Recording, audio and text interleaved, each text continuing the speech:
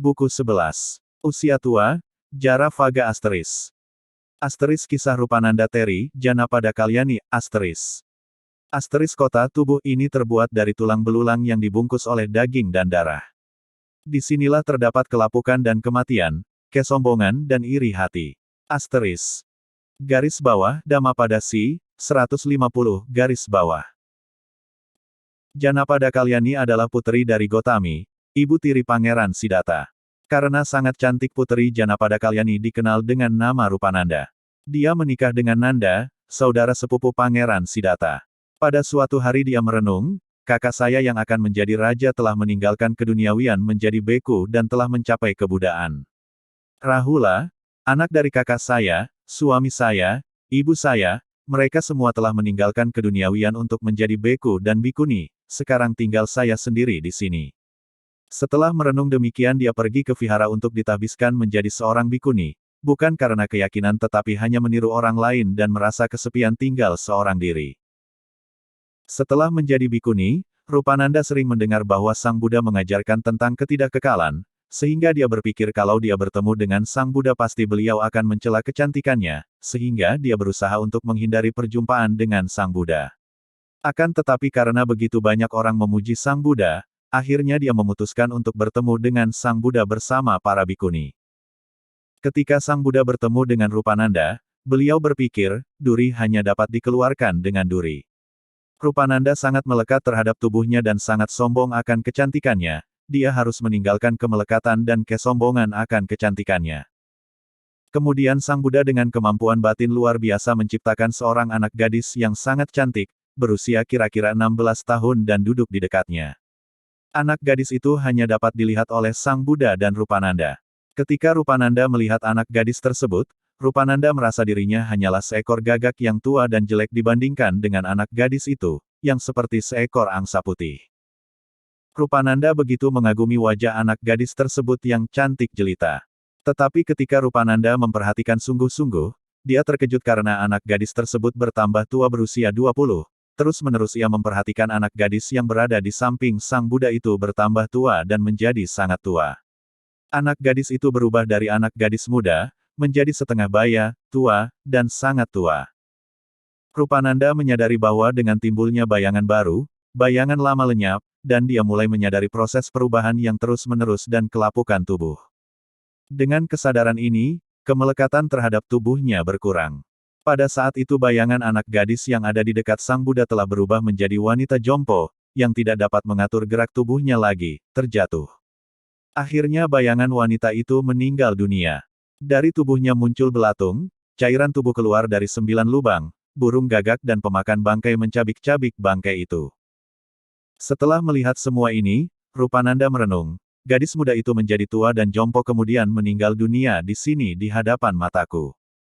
Sama halnya dengan tubuhku akan menjadi tua dan rusak, akan merupakan sarang penyakit dan juga akan meninggal dunia. Kemudian Rupananda menyadari akan corak sebenarnya kelompok kehidupan. Pada saat itu Sang Buddha memberikan khotbah tentang ketidakkekalan, ketidakpuasan, dan ketanpaintian dari kelompok kehidupan, Handa, dan Rupananda mencapai tingkat kesucian Sotapati. Garis bawah kemudian Sang Buddha membabarkan syair 150 berikut, garis bawah. Kota tubuh ini terbuat dari tulang belulang yang dibungkus oleh daging dan darah. Disinilah terdapat kelapukan dan kematian, kesombongan dan iri hati. Rupananda mencapai tingkat kesucian arahat setelah khotbah Dhamma itu berakhir. Notes. Handa Pali, sama dengan Skanda, Sanskrit, sama dengan Aggregates English, sama dengan kelompok kumpulan. Manusia terdiri dari 5 handa panca handa, yaitu, rupa, badan jasmani. Nama, batin. Vinana sama dengan kesadaran. Sana sama dengan pencerapan. Sanhara sama dengan pikiran, bentuk-bentuk mental Vedana sama dengan perasaan. Kita tentu sudah tahu bahwa rupa tidak kekal dan selalu berubah. Sama seperti rupa, 4 nama handa di atas sifatnya juga tidak kekal dan selalu berubah. Dari kontaknya rupa, alat indera, mata, telinga, dengan kesadaran, kita dapat mencerap hal-hal yang kita dengar, lihat, cium, rasa, sentuh. Dari pencerapan ini langsung timbul bentuk-bentuk pikiran karena bercampur dengan hal-hal yang pernah kita alami, lalu timbullah perasaan suka tidak suka, sedih, gembira, marah, takut, netral, dull. Dari sini berputar lagi kembali memberi masukan kepada kesadaran. Demikian berulang-ulang. Proses ini sangat cepat dalam hitungan sepersekian detik. Buddha mengajarkan kita untuk mengenali diri kita sendiri, untuk melihat diri kita ini seperti apa adanya. Sesungguhnya seperti apa kita ini. Cobalah renungkan dan perhatikan 4 nama Handa di atas dalam keseharian kita. Jika kita berhasil menyadari bahwa nama Handa ini sifatnya hanya sementara, timbul tenggelam, tidak kekal dan tanpa inti, datang dan pergi silih berganti, kita tidak terlalu terpengaruh olehnya, kita tidak terbawa arus.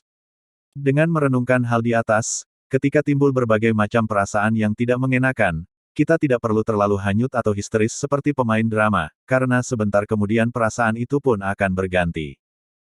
Kita tahu bahwa perasaan-perasaan timbul karena adanya bentuk-bentuk pikiran yang menjadi bensin, bahan bakarnya, maka kita hindari menuang bensin ke dalam batin kita.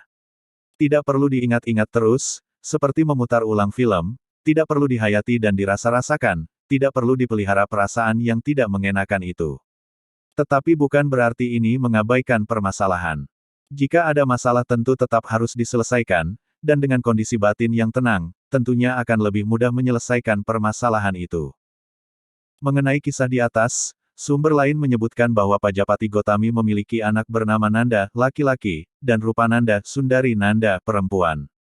Jadi Nanda adalah adik tiri Pangeran Siddhartha.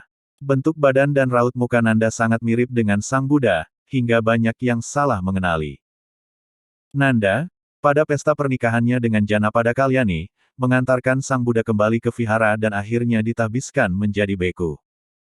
Janapada Kalyani juga disebut Rupananda. Nampaknya ada 2 Rupananda, hingga timbul kerancuan kisah Rupananda, Nanda. Sundari Nanda dan Janapada Kalyani kedua-duanya juga akhirnya menjadi bihuni.